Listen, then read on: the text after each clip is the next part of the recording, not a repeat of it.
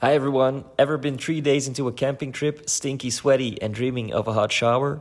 But what if you could turn your dusty camping site into a mini spa, no hookup and no hassle? Today we are unboxing and field testing the Flextail Tiny Shower, a completely portable, rechargeable shower system that promises clean confidence anywhere. Stick around because I've got 2 real-world tests coming up that will prove whether this little shower really delivers. But first, let's see what's inside the box. I'm guessing this is the pump, and here we have the shower head with the hose. This is the USB-C charging cable and the manual. I'll set those aside, we'll come back to them in a second. Let's look at the pump first because it's the most important piece of the whole setup. It weighs only 12.7 ounces, about 360 grams, and it just fits in the palm of my hand. Super compact and genuinely portable, which is exactly what you want for backpacking trips. It's rated at 13 watts of power with a 9.25 watt-hour battery capacity. This intake here is where the water is pulled in, and I like actually that the dust cover is removable because in that way you can clean it once in a while. At first sight, I'm honestly a little surprised by how premium it feels. Here there's a note saying it should be charged frequently to maintain battery life. The shower hose attaches to the pump easily, very similar to the click you know from a garden hose, and removing it is just as quick. Here is the USB-C charging cable again and the manual. The manual is pretty brief and not super clear on the operating instructions. It actually looks like you're supposed to switch the pump on before submerging it, which is the opposite of what's written several times on the box.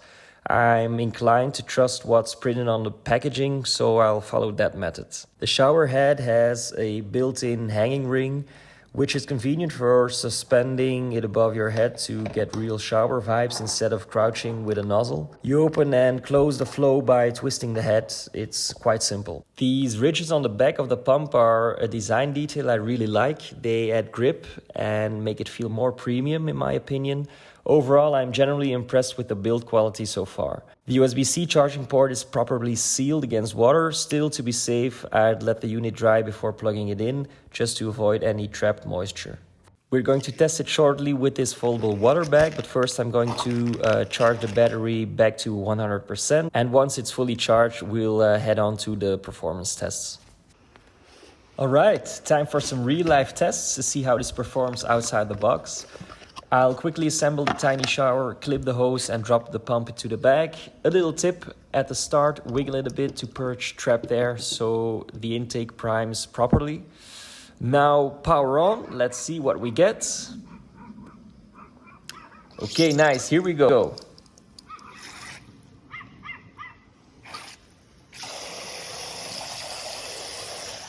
That's a lot more pressure than I expected. Check this out, it actually sprays really far.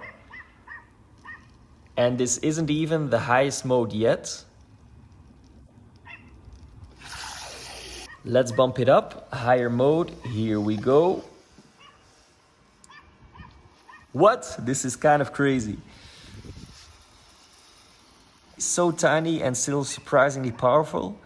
Eyeballing it, I'd say the jet is reaching about 6.5 feet, around 2 meters.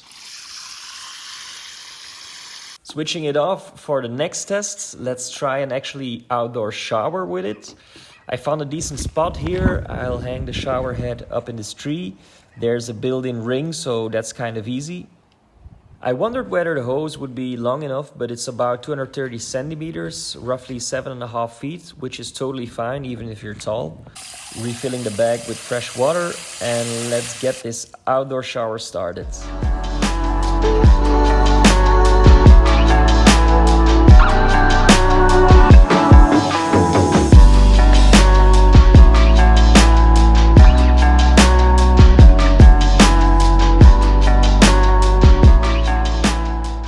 I switched it off because the water level was almost below the pump intake. I used about 1.85 gallons, around 7 liters, and got a 3-minute shower out of that, which for a camping rinse is perfect to me. So yeah, the tiny shower delivered for sure. Okay, so now I want to see how long the battery actually lasts. I already ran it for about 7.5 minutes earlier, so keep in mind it isn't starting at the theoretical unused state. I'll give it a constant water supply and just let it run until the pump shuts down. I'm timing everything to figure out how many showers you can squeeze from one full charge. Let's go! I'll try to capture most of the water so I can give it to the plants afterwards. No need to waste it. Passing 20 minutes and the tiny shower is still doing exactly what it's supposed to. Okay, so 30 minutes now, my collection bag is full, so I'm emptying it. Honestly, I thought the battery would have died by this point, but it's still running. You see that green light? That means it hasn't dropped below 10% yet. The battery indicator could be better though. Right now, green just means anywhere between 10% and 100%, which is a huge range. We've passed an hour. Did not expect that at all. And the light is still green, so I don't know when this thing will stop running.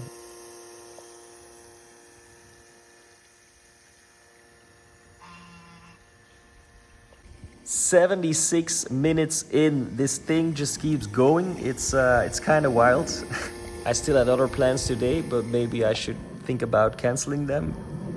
Oh, finally, I stepped away to empty the water bag again and it suddenly stopped. Total continuous runtime of 88 minutes. Add the 7.5 minutes from earlier and we're at 95.5 minutes, over an hour and a half, which is insane. That's about 35% more than advertised, so great job here, Flextail. At 5 minutes per shower, that runtime equals 19 5-minute showers. Use it once per day and you're looking at a 19-day trip on a single charge. That's genuinely impressive for something this small. So final verdict, did the Flextail Tiny Shower pass our tests? Yes, of course, and it passed it with flying colors. I'm really impressed, big thumbs up. If you found this helpful, a like really helps the channel and feel free to drop a question or your own experience in the comments. If you want to pick up the Flextail Tiny Shower yourself, there's a link below. Thanks for watching and here's to your next fresh off-grid shower. See you on the next adventure. Bye!